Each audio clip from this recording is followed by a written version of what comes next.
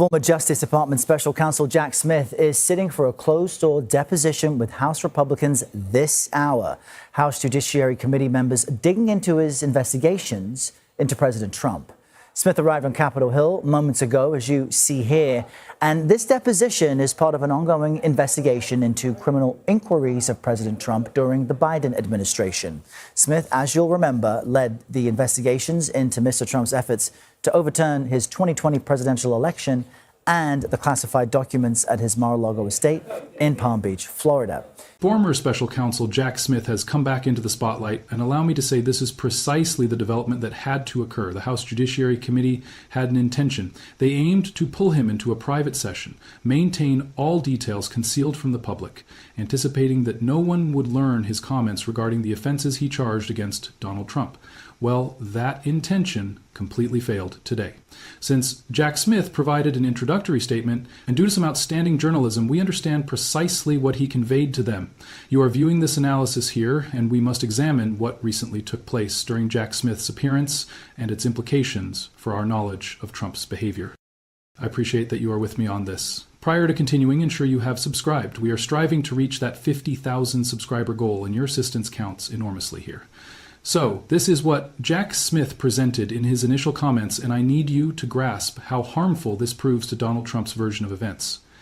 Smith expressed plainly, "Our investigation developed proof beyond a reasonable doubt that President Trump engaged in a criminal scheme to overturn the results of the 2020 presidential election and to prevent the lawful transfer of power. Our investigation also developed powerful evidence that showed President Trump willfully retained highly classified documents after he left office in January 2021, storing them at his social club, Mar-a-Lago, including in a bathroom, a ballroom, and where events and gatherings took place." Now, I wish to mention something truly significant here. Jamie Raskin, who serves as the leading Democrat on the House Judiciary Committee, and I have actually enjoyed meeting him and presenting him at a recent fundraiser, he offered some sharp criticism about his Republican counterpart's choice to conduct Jack Smith's appearance in private. Why would they avoid making this open? Why would they prevent the public from listening to Smith's explanation, particularly since we experienced the January 6th panel sessions that aired for all to watch? Raskin pinpointed precisely the motive behind this. Let's consider his remarks on the entire matter. Now, allow me to explain this to you, since it remains vitally crucial. We lack footage of this appearance currently, and the reason? Because the MAGA Republicans dominating these panels do not want you, the citizens, to listen straight from Jack Smith. They fear the consequences when citizens receive the complete details. Yet, despite their effort to conceal this in private, information from Jack Smith still emerges, and his message carries great weight. Pay attention to his phrasing. Our probe gathered evidence exceeding reasonable doubt. That level matters because it surpasses the requirement merely to file criminal accusations, to obtain an indictment, establish probable cause, demonstrate grounds to think a conviction could endure appeals. But evidence beyond reasonable doubt represents the courtroom benchmark. It is required to persuade jurors. Thus, Smith informs us his evidence exceeded the amount needed to initiate these prosecutions originally. Consider the significance. Smith proceeded in his remarks describing how leveraging that unrest on January 6th, former President Trump, along with his allies, attempted contacting congressional members to advance their unlawful plot, pressing them to additionally postpone ratification of the 2020 vote. This links to discoveries about those communications. Jack Smith's group avoided intercepts. They secured call logs revealing precisely the contacts and timings, forming a timeline of collaboration between the executive residence and congressional figures in those pivotal moments. And this is how Smith emphasizes the issue. I did not select those congressional members contacted. Former President Trump chose them. He clarifies this, avoided any prosecutorial excess or exploratory search. He pursued the trail from Trump's personal conduct. Now, this marks not the initial occasion hearing Jack Smith address these matters openly. I wish to recall the initial indictment announcement. Actually, footage of that statement remains available on the Justice Department site currently, though once they view this analysis, it may disappear soon. But recall that instance when Jack Smith addressed citizens and detailed the reasons for these accusations. Here's the video. Today, an indictment was unsealed, charging Donald J. Trump with felony violations of our national security laws, as well as participating in a conspiracy to obstruct justice. This indictment was voted by a grand jury of citizens in the Southern District of Florida, and I invite everyone to read it in full to understand the scope and the gravity of the crimes charged. And this represents not the sole recent instance hearing from Jack Smith. Several months back, anticipating a congressional subpoena, realizing they intended to compel his appearance, he began sharing his perspective independently. He discussed with Andrew Weissman in a discussion, I think it occurred abroad, and covered in depth his probe and his tenure at the Justice Department. This reflected an individual unafraid of examination. This showed a person prepared to justify his efforts. Allow me to share Smith's comments from that discussion. The idea that politics would play a role in big cases like this, it's absolutely ludicrous, and it's totally contrary to my experience as a prosecutor.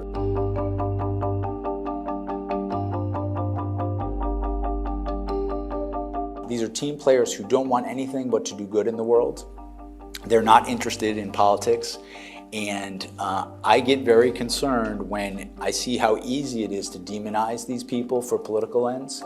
But additional details surfaced from Smith's appearance today, and I need you to know every one, since each element counts. Smith declared explicitly the choice to file accusations against former President Trump belonged to me, yet the foundation for those accusations lies completely with former President Trump and his conduct as described in the indictments approved by grand juries across 2 separate jurisdictions, absolving his choice while clarifying absolutely that Trump generated this circumstance via his personal actions. Smith affirmed his investigators uncovered evidence proving beyond reasonable doubt involvement in that unlawful plot, or that supreme evidentiary threshold. Then he mentioned an aspect addressing the core of partisan criticisms toward him. I reached my choices in the probe irrespective of former President Trump's party affiliation, actions, views, or participation in the 2024 presidential race. We proceeded, signifying his investigators acted according to facts and legal demands, the exact principle I absorbed early as a prosecutor. And this segment ought to end the partisan claims. He stated he would reach identical choices if Trump belonged to Democrats or Republicans. This countered directly GOP panel members promoting the idea Smith engaged in partisan retaliation. Look, we continue awaiting a key development. We await Judge Eileen Cannon or the 11th Circuit Court of Appeals issuing Volume 2 of the Jack Smith document, the section on Mar-a-Lago. We received Volume 1 regarding election subversion already, and reviewing that Volume 1 with the January 6th panel document paints a remarkably evident scenario. So why summon Jack Smith for appearance currently? I welcome it, make no mistake, but recognize the reality. Donald Trump seeks Jack Smith's prosecution. He desires his probe for what? For performing his duties, for executing them impartially, for tracing evidence fully. Reflect momentarily, if a Democrat committed even half Trump's actions, merely half prosecution would follow, investigation would occur, and everyone would endorse it since we support legal accountability. What follows now involves dual opposing information efforts unfolding. Jim Jordan and fellow leaders on these MAGA-dominated House panels will attempt shaping perceptions. They will selectively provide chosen details to aligned sources. They will disclose the record eventually, likely timing it for minimal attention. They certainly avoid video release of the appearance. They prohibited broadcasting because, as Jamie Raskin highlighted, they conceal much. That forms one information effort. Yet Jack Smith stands opposite with highly skilled attorneys supporting him. Individuals like Abby Lowe and his entire group will ensure facts emerge. I expect additional open declarations from Smith, further addresses, additional discussions, perhaps even an appearance here.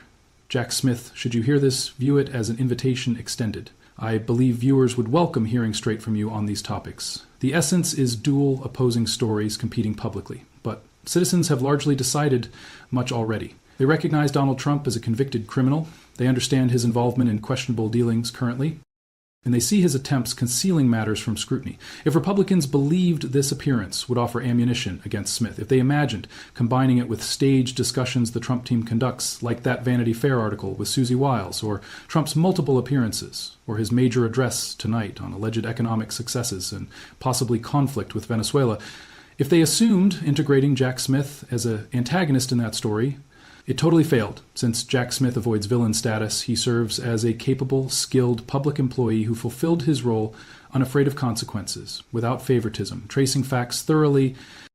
He embodied the Justice Department during its meaningful era. Recall when the Justice Department upheld principles, when it earned respect for honesty before Trump's influence in Pam Bondi damaged it. Observe the difference evident here.